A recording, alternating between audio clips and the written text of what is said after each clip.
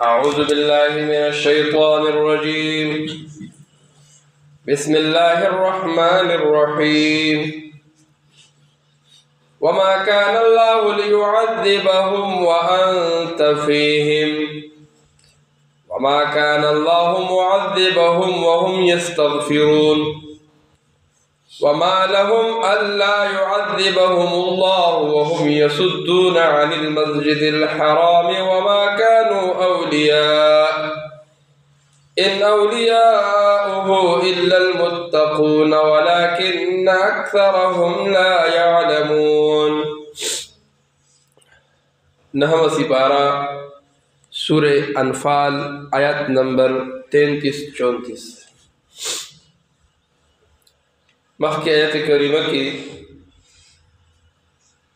د سوال دا کړو که د رسول الله د دین حق وي نو یا الله موږ باندې د اسمان نه کاڼي راووري. د هغې جواب نازل شو چې وما کان الله لیعذبهم وانت فیهم. در څو پورې ستاسو په منځ کې چې پیغمبر دی او د الله تعالی رسول دی نو الله تعالی په تاسو باندې عذاب نه رالیږي. مخکې انبیا چې څومره تیر شوي دي نو په هغه قومونو به چې عذاب راته نو هم پیغمبر په هغې کې موجود نه و. هغه پیغمبر به الله تعالی وباسه د هغه بستۍ او د هغه ځای نه نو په هغه ځای باندې به عذاب راغی، په هغه قوم باندې به عذاب راغی. نو الله تعالی په هغه قوم عذاب نه رالیږي چې په کوم قوم کې پیغمبر موجود وي. پیغمبر ته لاړ شي نو بیا عذاب راځي.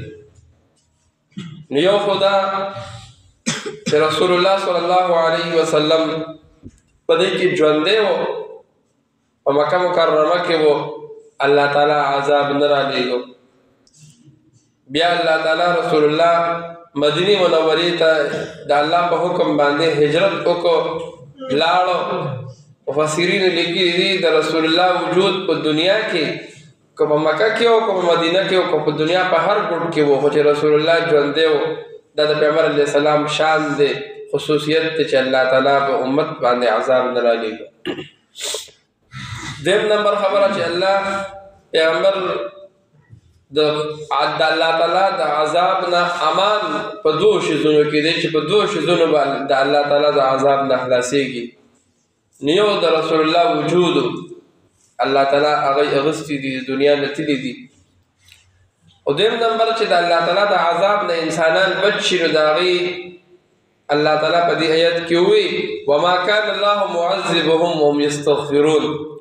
در څو پورې دی له به عذاب نه ورکېږي په داسې حال کې چې دی استغفار کوي، دی د الله تعالی نه بخښنه غواړي نو الله تعالی به دی له عذاب نه ورکوي. نو چې پیغمبر علیه السلام مدینې منورې ته راغی، کمزوري صحابه چې هجرت یې نشو کولی مجبوره وو، نو هغوی به په مکه مکرمه کې چې دی نو د الله تعالی نه بخښنه غوښته، د هغې د وجې عذاب نه راته. بیا مفسرینو لیکلي دي مشرکین چونکې شرک یې کو، کفر یې کو، د الله تعالی سره شریک جوړو، خو چې د بیت الله شریف طواف پې کو نو نور به یې څه نه وي، دا به یې غفرانه کا غفرانه کا، بخښنه وکړي بخښنه وکړي. ایمان یې نه راوړه، وایي دې بخښنې غوښتلو دې غفرانه کړ ټکي هغوی د دومره صله ورکوله چې د الله تعالی عذاب په دنیا کې به دی نه راته. آخرت کې خو دی خو دنیا کې به الله تعالی خپل عذاب نه رالیږو. نو دوه وجې دي د الله تعالی د عذاب نه د بچ کېدلو. یو د رسول الله وجود هغه غوښتلی دی، دویم نمبر د الله تعالی نه بخښنه غوښتل نو الله تعالی به په دې قوم باندې عذاب نه رالیږي.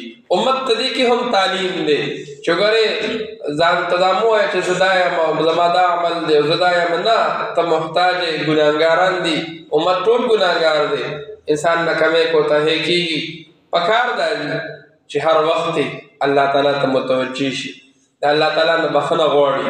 نو بخښنه غوښتل، توبه استغفار کول دا سبب د عذاب د نه راتلو دی چې الله تعالی به په ده باندې عذاب نه رالیږي. او بیا د بخښنې غوښتلو د استغفار بالله پایدې دي.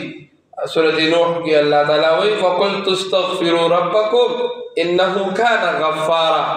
د الله تعالی نه بخښنه غواړئ هغه به تاسو څه کوي؟ تاسو ته به بخښنه کوي. او بیا دویمه پیدا بارانونه به در باندې راوري. باران راتلل دا سبب د فصل د کېدو دی، دا سبب د زرغونې دی. دغه رنګې په مال اولاد کې به دله برکت اچوي.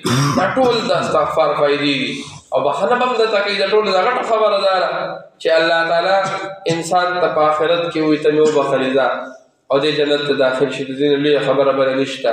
نو کوشش به دې دا کوو د فضولو خبرو په ځای باندې، د تاویلې او د ماویلې په ځای باندې، د سیاسي خبرو په ځای باندې، د هسې ګپ شپ په ځای باندې ځان له انسان تسبیح پیدا کړي. رمضان هم را روان دی او په دې کې وګورئ یو عمل الله تعالی په یو پاویا ورکوي. یو عمل یو پاویا دی.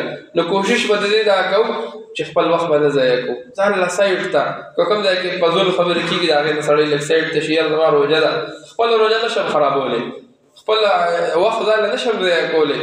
لږ ذکر به وکړمه، لږ تلاوت به وکړمه. نو د الله تعالی نه خصوصي طور باندې امت له پکار دي د الله تعالی خبرې د امت اعمال به رسم نه لیږي. امت ښکلي اعمال نه لیږي چې ښکلې فیصلې راشي.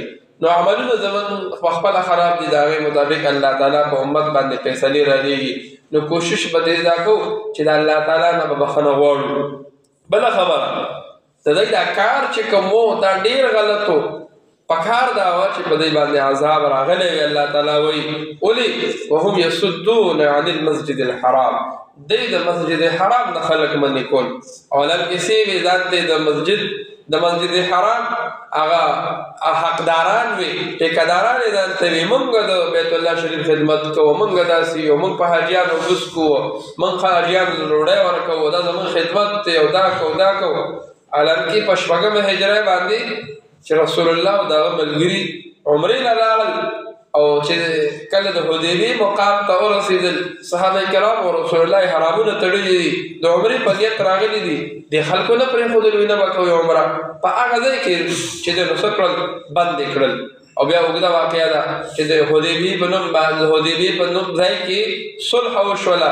په هغې کې شرایط کېښودل شو د 10 کالو دپاره.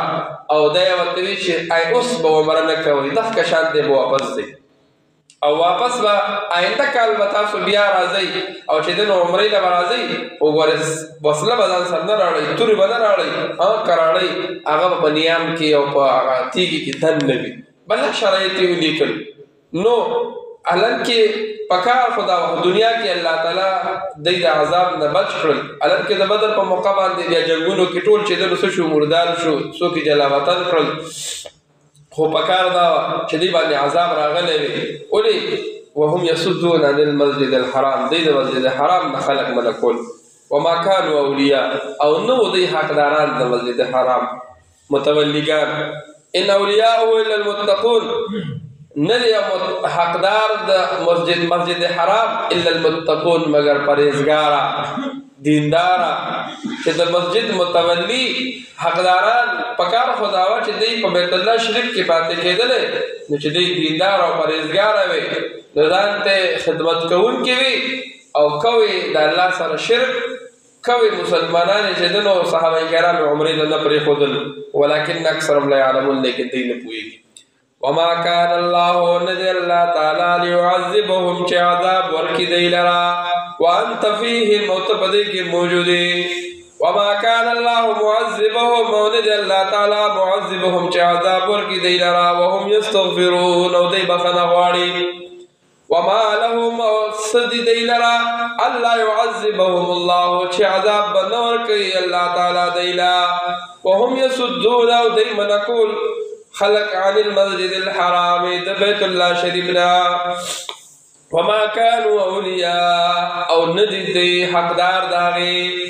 ان اولیاءه الا المتقون، حقدار داغی سوق دی اغا متقیان دی. ولكن اکثرهم لا يعلمون، لیکن اکثر دی نپوئیگی. واخر دعوانا العاقبة للمتقين والصلاة والسلام على رسوله محمد وآله وسلم.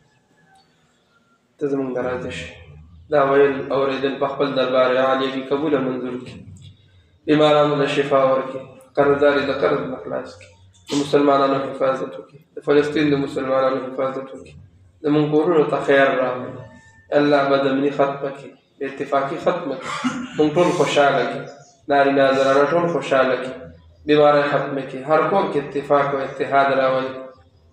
الله ته زموږ نه راضي شي، خپله رضا نصیبه کړي. یا الله رمضان ته موږ ورسوي او د رمضان برکتونه مو نصیب کړي، بخښنه مو نصیب کړي. یا الله د جهنم نه خلاصۍ نصیب کړي. یا الله عبادت مو نصیب کړي. یا الله توفیق د دې راکړي چې تراویح وکړو، ښکلې روژې ونیسو، ذکرونه وکړو، تلاوتونه وکړو. یا الله د ګناهو نه موږ وساتي، د ګناه نه موږ وساتي. وصلی الله تعالی علی خیر خلقه محمد و آله و اصحابه.